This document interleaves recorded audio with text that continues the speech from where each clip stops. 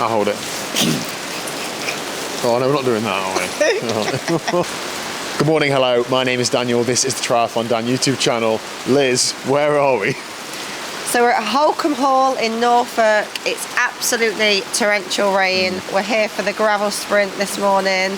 Yeah. We are looking forward to it, but come on, what is this weather? Yeah. So I'm competing, Liz is supporting, Chris is behind the camera. I want to start today by saying this is going to be grim, but it's going to be mostly grim for the volunteers who are out there for hours and hours. So thank you very much, you guys and girls, for enabling us to take part in this race today, because I am going to enjoy it no matter what the weather. Now, the plan for today is, it's a gravel sprint. It's a 750 metre open water swim. It's an 18.5k gravel, tarmac and grass bike, hence the gravel bike. And then it's a 5 kilometre on and off-road run. That's all cool, but my main objective today is to beat my mate Lee. I've been doing triathlon for 10 years or so now. Now, I'm by no means like that good, but I am experienced. My friend Lee has started doing it, how long has he done it, 3 or 4 months? Oh, yeah, a couple of months ago, really. But he's very fit, so I need to pull out all the stops today in order to beat him. This is not a joke. I am really driven to perform as well as I can and keep him behind me, because it's going to be quite awkward if I don't, isn't it? You need to keep him in check. He needs to know where his place is. I know I do, but I've got some tricks and tips that I'm going to use to get through this race as fast as I can, hopefully ahead of him. But if he beats me, it's all good fun, but we can't let that happen. Yeah, exactly. Yeah, good. Right, let's get stuck in. So I've already mentioned that Lee is fitter than me, and that is not a joke. I should swim faster than him, but he will probably bike and run faster than me. But what he's not going to do is transition faster than me. I'm pulling out all the stops today to try and take some serious time in transition. He will admit he's not the best in transition, so I need to be the best. Now, in transition areas, you're not allowed to mark your area, so you can't have a balloon on your bike so you can see which bike yours is. My bike is bright pink, and I do have a yellow towel to dry my feet on, so it is going to stand out quite a bit. So I know I'm going to run straight to my bike and not faff around looking at somebody else's. I'm going to kick myself if that happens. Onto the bike, I've gone for road shoes and road pedals because we're going to be riding the whole bike and there's no walking or anything. I put talcum powder in my shoes and elastic laces. This means I can pull them on really fast. With wet feet, they'll be on and I'll be gone, no hesitation. Into T2, so into the run, this is where I've really pulled out all the stops. These are Nike, Tempo, some things, like not the fast race shoes, but somewhere in the middle. I've taken the laces out and they have this like elastic top. And I have tested this once or twice, running in them as they are. They're super easy to pull on, and I'm not going to put socks on. Socks will take me 20 seconds to put on. That's 20 seconds I haven't got. I've got some Hoob Lube and I've put it all around the inside of my shoe. That should prevent me from getting any sort of blisters or sores, I think. But even if it doesn't, it hurts more to lose. So I'm just going to give this everything I've got today, and we can't tell Lee about any of this until afterwards. Yeah, are you well? I'm very well, are you? This is swim coach Ash, who has spent months and years actually trying to teach me to swim, and it's not quite worked. But today we're going head to head, aren't we? We are going head to head against Lee. Actually, it's double. You know, I know. We're attacking from both sides, really. Yeah. All right. I'll stick a stick in his spokes, and you dunk him in the water. All right. Ash, your first triathlon in how long? I was having a count the other day. It's got to be 18 years. Wow. Good stuff. I've done 200. And this is. Oh wow. Oh yeah. I've done hundreds of triathlons, but I've had a big break. Yeah. Injuries and that. The comeback is on. So I promised myself at the start of the year we'd do this. Yeah. I'll see how it goes, and then I might do something next year. Good stuff. Well, you've been gravelling. You saved your running for today. I have said yes. Injuries is the problem. Yeah. So but you're swimming well at the minute, aren't you? I'm like a fish at the moment. Yeah. Unlike some people, I'm afraid. How's the? Yeah, not amazing, but we'll see how it goes. All right, Ash. Look forward to getting stuck in and see you out there. I've just had to sign on. So. Same. All right, let's go. We're in.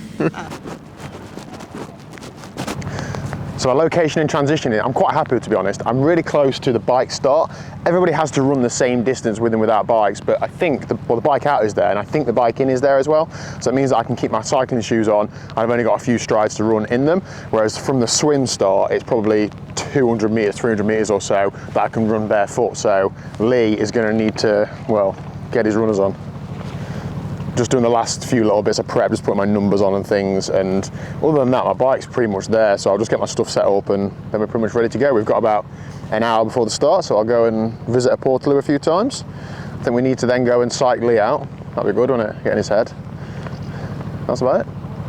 So we've got 15 minutes until the briefing, 45 minutes until we start. Lee is just entering transition. He's going to be stressed, he's going to be rushing, but I know he's going to be really polite. So I'm going to try and talk to him on the way in and just perhaps add to that race day stress a little bit more. Not in a nasty way, but just, you know, every advantage you can, you get it, don't He's you? not got his wristband on by the look of it. Oh, Lee, come on. Oh, he's talking about the spec of his bike to somebody. Yeah, we're loving this, but he'll be dying to go and get in and get wrecked. Okay. Heard him say Schramm AXS. Good morning, Lee. Good morning, Dan. Are you okay? I am, yeah. So Is that was for me? for both of us. Hi. Are you feeling stressed? Do you feel like you don't got much time? What's the deal? I was feeling stressed, Yeah. but because of my experience now, I've managed to get everything done quicker, so I've made up time. Ash told me that you were last seen running back to your car, and I was like, yes. Well, that's me warm-up. Oh, yeah. right. Ruth said I should swing my arms around as well. Right, Lee, I've already spoken to the camera about my plan for today and all the ways in which I'm going to beat you. Okay. So I'm not going to tell you that now, but Yeah. I'll leave you with Chris while I'm going to go to the toilet, and you're welcome to talk about your race strategy if you like. Okay. But all the best to you. Have a good race. Yes, mate. See you out there. What's the verdict on trainers, by the way? Don't wear them. Don't wear them. Okay. Cool. Well, yeah, I'm not going to beat Dan on the swim. I know he's got a bit of a hand injury, but unfortunately he's still quicker than I am with one arm, so the swim is not where I'm going to make the time up. What's Dan's bike handling like on the gravel? Because I am a, ex Notts and Derby cyclocross ace, so... Say you'd be braver than him. Right. So that's where I'm going to make the time up. I'm going to be braver on the bike. I'm going to throw myself around all the corners, do or die.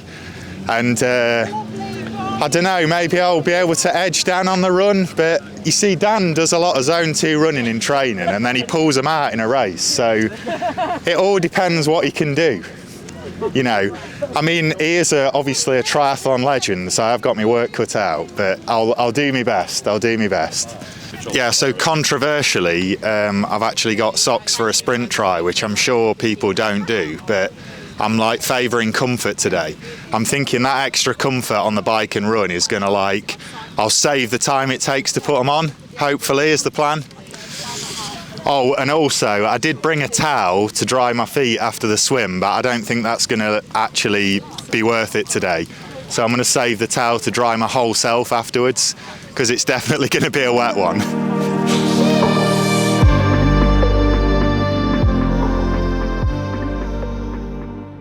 Thanks to Hoop for kitting Lee out in the new Hoop Aranya. This is a good entry-level wetsuit. It's 2 mil on the top, 4 mil on the bottom, so it'll be nice and floaty. Hopefully it's not as fast as my wetsuit, but we will see. It's definitely not going to be as fast as yours with me inside. Have you tried it? Yeah. Lee managed to rip his last wetsuit, which wasn't Hoop. Yeah. So I said, just don't give him one. So how to explain this rivalry between Lee and I? Well, we've trained together for years. I know Lee very well. He is a good friend. I know his mannerisms. I know how he trains. I know how he races. I know his strengths and weaknesses, and vice versa. So I think we're both equally as at risk of the other person knowing too much. But my plan for this race is I want to beat him and he wants to beat me, but this is a supportive environment. We cycle together, we swim together, we haven't done much running together, but occasionally, and we find that the best way we can get the best out of ourselves is to keep pushing each other. And if one person is better than another person on another day, it's not about beating them down, but it's about dragging them up. So I think that this is Lee's done a lot of dragging over the last few months due to my poor training. So the plan for this day is that regardless of the outcome, we'll hug it out and shake hands, etc. But we both want to do well. This is sport, isn't it? It is competitive. We want to do everything we can to get the best performance out and try and race the other person. It's a good motivation. So going into this race, Lee is going to cycle and run faster than me. I know this for a fact, so I need to have a gap out of the water, and I need it to be a big gap. Now, it probably needs to be a massive gap for me to beat him on this day, but that's my plan. That was my plan going into it. I was going to swim hard, transition as fast as I can, get a big gap out of the water, and hold it for as long as I can. So getting into the water, my biggest risk is that Lee gets on my feet and swims with me. His swimming has been going like that, mine's been going like that, and those lines haven't intersected for very long. So I need to swim hard in order to get a gap. So my plan was to almost veer off from the racing line. So when I got in the water, I went right, Lee went left, and we immediately had a gap. I had a couple of looks back. I could see I'd immediately got a gap on him. That was it, panic over. I knew then that it was unlikely he was going to be able to put a surge in to get on my feet because of the pace we were both swimming and the fact we still had 750 meters to swim. So right then I just got into my stroke and swam as hard as I could. Of course, during the swim, you don't really know how fast you're going, you don't know what position you are or how much time you put into people behind you and vice versa. You're just swimming as hard as you can. When I got out of the water, I pressed slap on my watch and I'd done 14.5 minutes, which I thought was there or thereabouts where I would be. It's a way off of my best, but I was hoping that it was going to be a fair bit quicker than Lee's time, which it was. Coming into transition, you do a little run loop before you come into transition. It's only about 30 seconds or so, but I did find myself just glancing over to the swim exit, just hoping that I wasn't going to see Lee's muscular body getting out of the water. He wasn't there. I knew, right, I've got a decent gap. I don't know what the time is, but he's not there, so let's go.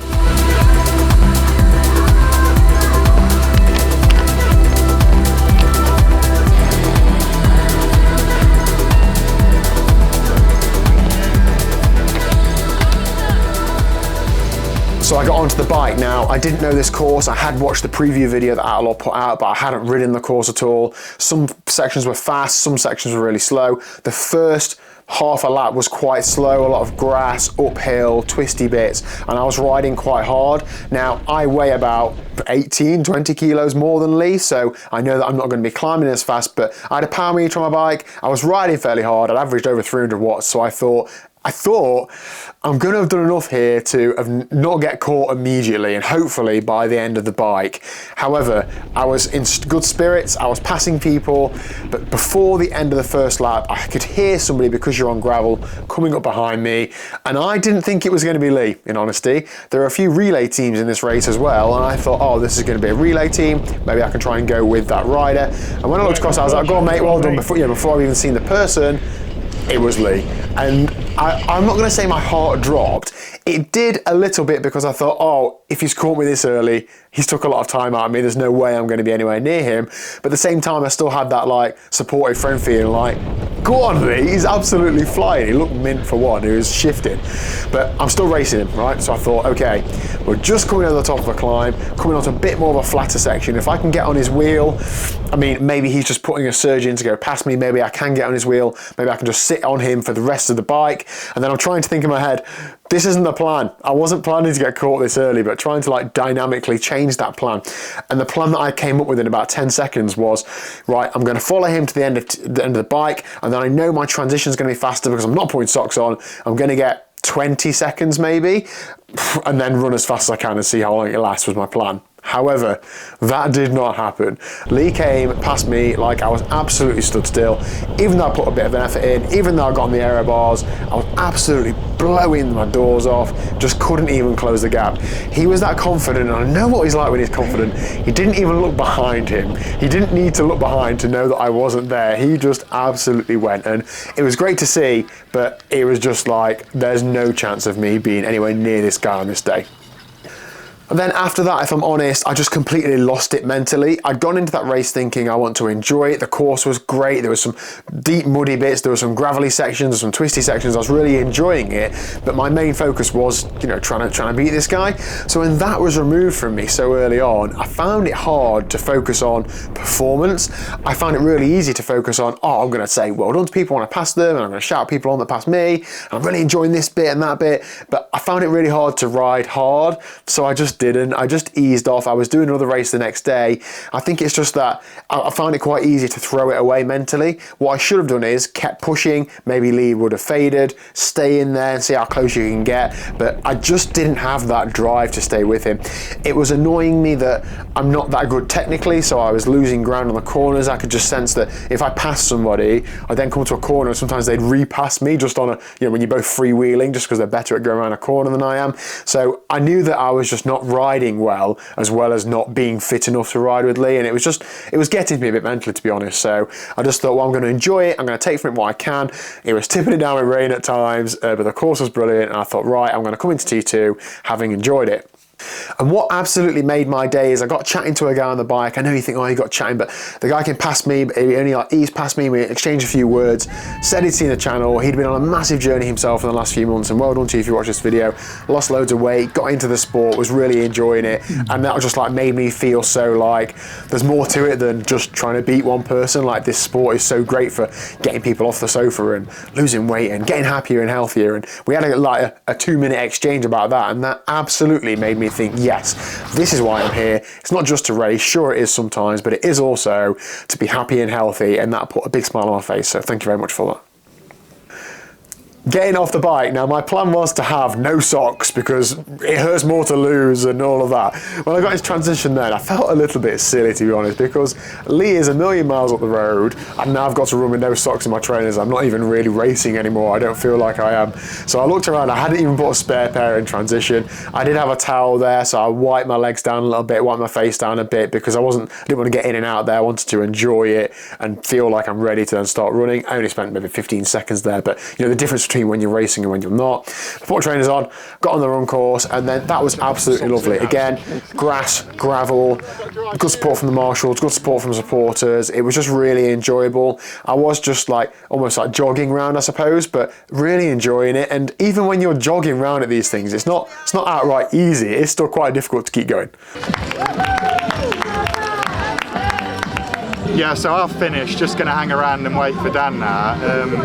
I feel a mix of emotions about Dan because, like, whilst I'm pleased that I've obviously beaten him, I'm also like a little bit sad because I don't know, it's like sort of, I don't know, student turned like master, isn't it? Which is like, yeah, can't be very nice for him, but I'm sure he'll be happy for me. And it was almost all over too soon, to be honest. It was only 3 miles, a 5k run. By the time I was 20 minutes in, I'm only like a mile to go, and I ran, I think, 27 minutes or so, and crossed the finish line with a smile on my face, having really enjoyed it. Lee had already finished, done his finish line interview, had a shower, got changed, had some food probably, but yeah, shook his hand, well done to him, and we both then go into what you do after an event. You're talking about your race, you're talking about what happened, and we both left there very happy. Now, I know I make light of, Lee was a million miles faster than me and all of this, but I don't want to just skip past the fact that I'm nowhere near in the shape that I want to be in and that I have been in the past, and it is a big focus of mine right now. It does get me down at times, so things like that do really motivate me, but they are difficult to take in the moment. Lee has been doing this sport what, 4 months or so, and he just absolutely handed me my backside. Now, because it's Lee, I think I'm absolutely fine with that, but it did just really make me think, right, you've got to pull your socks up, Wardy. If you want to be in some good shape for events you got in the future, you have to take it seriously. I see the training Lee does, I see the nutrition he follows, I see the flexibility he looks at, I see him talking about the swimming tips videos he's been watching, and then he's applying it in the pool, and sometimes I'd laugh at that. Now, actually, the only person that's laughing now is Lee, because I'm the fool for not taking that bit of sport so seriously. Now, since then, you know, we've been back at the pool, we're probably going to see each other on a couple of rides in the next couple of weeks, and I'm so stoked now, because Lee's fire will be burning stronger than ever, and I'm going to embrace that. I'm going to absorb as much of that as I can, and I'm really going to focus on being the best I can be. All right, race done and dusted. We'll leave some stats on screen in a little while. We're going to try and get this done relatively swiftly because it is going to absolutely bucket it down, but it was actually good weather throughout the race, wasn't it? It was, yeah. There were loads of volunteers out. It's absolutely brilliant, wasn't it? So thank you to all the volunteers and marshals and supporters to get us through this event. Lee, we've got to the finish and we're here to talk about it. You were here slightly before me though, so shall we talk about the race from the beginning? Yeah. We started just on the event. I'll just echo, it was absolutely mega. Like, honestly, if you're thinking about giving it a try, then do it, because it was awesome. This is the only gravel triathlon in England that I've seen. I can't see anywhere. If you can find any more, let me know in the comments down below. But it's such a cool. I was talking to people at the finish, and they were talking about gravel events are more of a festival thing, and this is what that feels like. And you can do an event tomorrow at the middle distance and so on. But yeah, this was the venue and the course were like absolutely spot on. Couldn't be better. Yeah. Awesome. Right, so swim. We started like this. We were neck and neck. We were ready to go. They said go. You went left. I went right. I got swimming quite hard. I felt like I had a good swim. How about yourself? I don't know. I felt like I was in too much traffic, and there was a lot of. I bumped into a few people, swam into a few breaststrokers.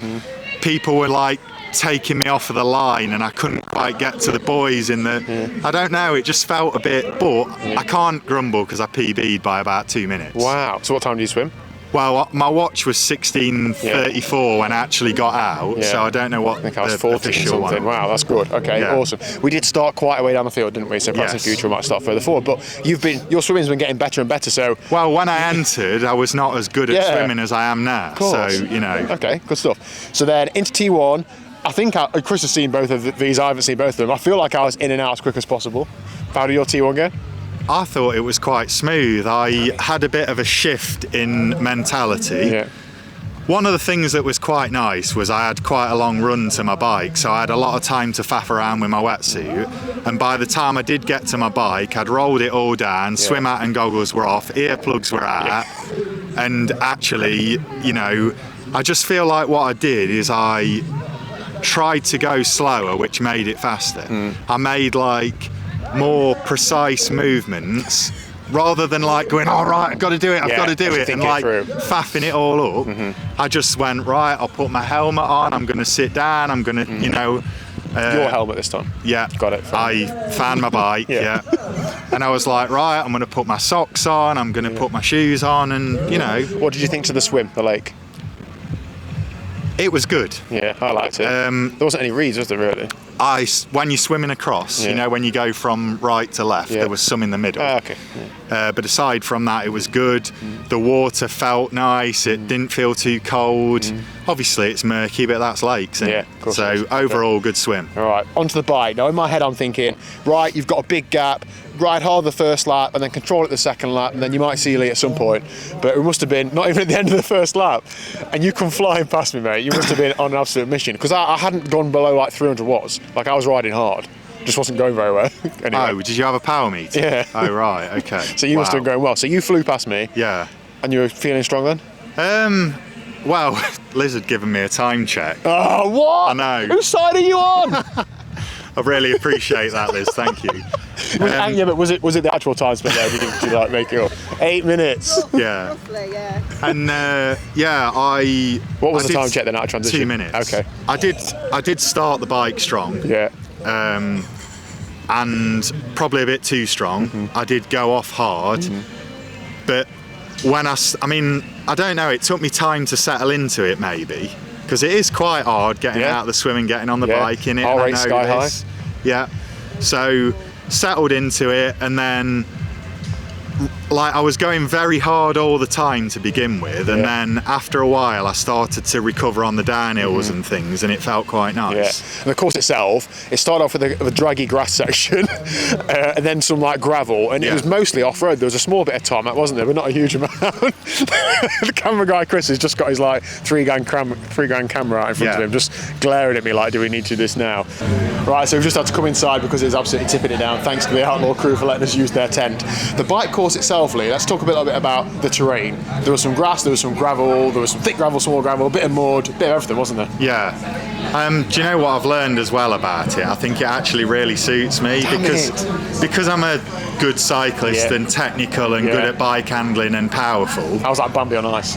Yeah. I think, you know, I was saying to Liz, when you're cycling through, it's like sand, isn't it? And it's you just feel it, don't you? But you need so much power to keep going. But that suits me, you know, power to weight ratio. Yeah. And, you know, obviously I've been cycling a long time, so I know all the right lines to take.